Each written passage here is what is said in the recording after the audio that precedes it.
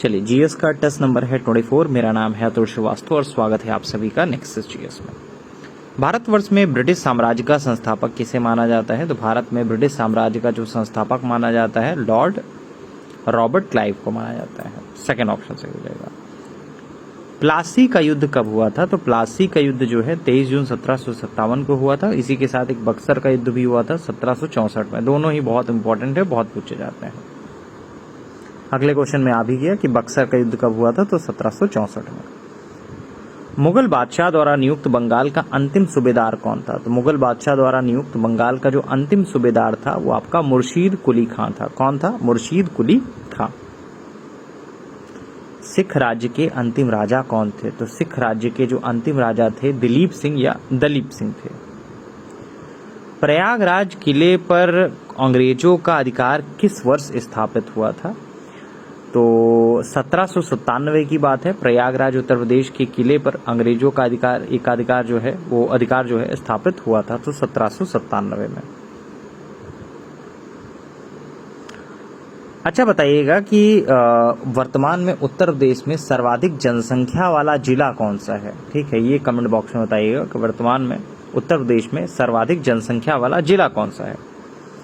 अगले क्वेश्चन पे आ जाते हैं। 18वीं शताब्दी के उत्तरार्ध में कंपनी बहादुर की शानो शौकत का स्थायी प्रतिनिधि किसे कहा गया?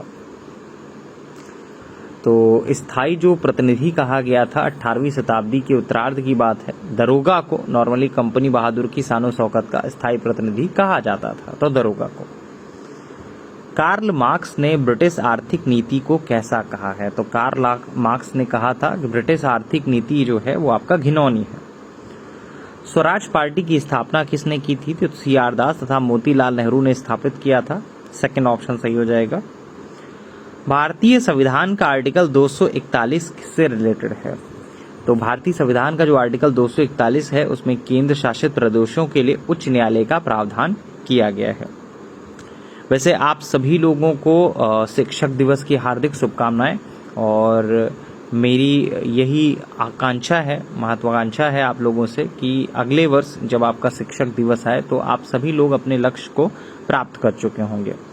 तो एक साल है, एक साल में जी तोड़ मेहनत करिए और उम्मीद है अपने जो लक्ष्य आपने बनाए होंगे वो कंप्लीट होगा।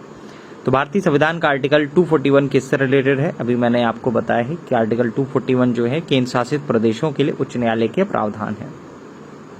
Third option. भारतीय संविधान के अनुसार किसी राज्य की विधानसभा में अधिकतम कितने सदस्य हो सकते हैं? तो भारतीय संविधान का जो आर्टिकल 170 है उसके अनुसार किसी राज्य की विधानसभा के सदस्यों की न्यूनतम संख्या 60 तथा मैक्सिमम संख्या 500 हो सकती है। लेकिन अपवाद भी है कुछ, जैसे गोवा में 40 है, सिक्किम में 32 है, मिजोरम में 40 है, अरुणाचल प्रदेश में 40 है, तो ये सब अलग है। मैक्सिमम संख्या 500। गोवा विधानसभा में कितने सदस्य हैं? तो मैंने अभी बताया को गोवा विधानसभा में 40 सदस्य हैं। यूपीपीसीएस प्री 2025 के लिए नया बैच 28 जुलाई 2025 से चल रहा है। इसके अलावा भी एक बैच चल रहा है रुद्रा नाम से, लास्ट 40 डेज के लिए। आप उस बैच को भी ज्वाइन कर सकते हैं। इसमें आपका ये जो बैच चल रहा है 28 जुलाई से, तो इसमें आपका पूरा का पूरा बैच मिलेगा। हर एक चीज सीक्वेंस वाइज पढ़ाई जा रही है। लेकिन जो अभी स्टार्ट हुआ है 1 सितंबर से, तो उस बैच में टू द पॉइंट पीडीएफ आपको प्रोवाइड की जाएंगी, उसकी आपकी प्रैक्टिस करनी है। सारी डिटेल्स आपको 7080540001 इस व्हाट्सएप नंबर से प्राप्त हो जाएगी। यूपीपीसीएस लिख के भेजिएगा। फेसबुक पे बहुत सारे पेज अपलोड किए जाते हैं नेक्सस जीएस की तरफ से, उसका जो लिंक होगा, उसका जो पीडीएफ होगा वो हमारे पीडीएफ टेलीग्राम चैनल पर मिल जाएगा आपको। Nexus GS bye Atul sir आपकी स्क्रीन पे लिखा हुआ है, nexus GS bye Atul sir. 20,000 plus बच्चे उसमें पहले से इनरोल्ड है, तो आप इसको ज्वाइन कर सकते हैं और पीडीएफ डाउनलोड कर सकते हैं। इंडोनेशिया में सक्रिय ज्वालामुखियों की संख्या लगभग कितनी है? तो इंडोनेशिया में जो सक्रिय ज्वालामुखी हैं वो करीब 17,000 से अधिक छोटे बड़े द्वीप वहां पे शामिल है, तथा यहाँ काफी संख्या में सक्रिय ज्वालामुखी हैं जिनकी संख्या लगभग 130 के आसपास है। अंधी घाटियां कहाँ पाई जाती हैं? तो अंधी घाटियां जो है वो कास्ट प्रदेशों में पाई जाती हैं। कहाँ पाई जाती हैं? कास्ट प्रदेशों में पाई जाती हैं। अमीर खुसरो का जन्म कहाँ हुआ था? तो अमीर खुसरो के बारे में बात करें तो अमीर खुसरो या यामुनुद्दीन खुसरो का जन्म जो है करीब 1253 में हुआ था, और उत्तर प्रदेश के वर्तमान कासगंज जिले के पटियाली नामक स्थान पर हुआ था। और खुसरो ने स्वयं को तूतीय हिंद कहा। इसके अलावा भारत में कव्वाली के आरंभकर्ता भी खुसरो ही थे। संगीत यंत्र तबला तथा सितार का प्रचलन भी 13वीं शताब्दी में अमीर खुसरो ने ही किया था। तो अमीर खुसरो का जन्म कहाँ हुआ था? पटियाली कासगंज पे। अमीर खुसरो ने स्वयं को किस उपाधि से संबोधित किया था? तो तूतीय हिंद से किया था। भारत में कव्वाली की परंपरा किसने प्रारंभ की? तो अमीर खुसरो ने ही प्रारंभ की।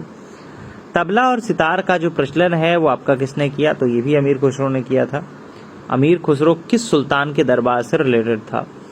तो अमीर खुसरो जो है वो आपका गयासुद्दीन बलबन के दरबार से रिलेटेड था। अमीर खुसरो और शेख निजामुद्दीन औलिया ने कितने सुल्तानों का शासनकाल देखा था? तो अमीर खुसरो और शेख निजामुद्दीन औलिया ने करीब 7 सुल्तानों का शासनकाल देखा था। अमीर खुसरो किस सूफी संत का शिष्य था? इनसे काफी ज्यादा क्वेश्चन पूछे जाते हैं। अमीर खुसरो से बहुत ज्यादा क्वेश्चन आपके एग्जामिनेशन में पूछे जाते हैं। तो अमीर खुसरो किस सूफी संत का शिष्य था? तो अमीर खुसरो जो था वो सूफी संत निजामुद्दीन औलिया का शिष्य था। किसका? निजामुद्दीन औलिया का। संगीत पर पुस्तक लिखने वाले राजपूत राजा कौन थे? तो राणा कुंभा जो थे, राणा कुंभा नामक राजपूत राजा थे। संगीत पर एक पुस्तक के लेखक के रूप में जाने जाते हैं। तो राणा कुंभा। भारत में पोलो खेल का प्रचलन किसने किया था? तो भारत में पोलो खेल का जो प्रचलन है तुर्कों ने किया था। कुतुबुद्दीन ऐबक की पोलो खेलते समय ही मृत्यु हो गई थी। घोड़े से गिरने से उनकी मृत्यु हुई थी। एक क्वेश्चन तो ये भी पूछा जाता है, पोलो खेल का प्रचलन भारत में किसने किया? तो तुर्कों ने। ऐसा कौन सा शासक था जिसकी पोलो खेलते समय ही मृत्यु हो गई घोड़े से गिरने के कारण? कुतुबुद्दीन ऐबक था। चलिए अगले क्वेश्चन में आ भी गया है कि पोलो खेलते समय किसकी मृत्यु हुई थी? तो कुतुबुद्दीन ऐबक।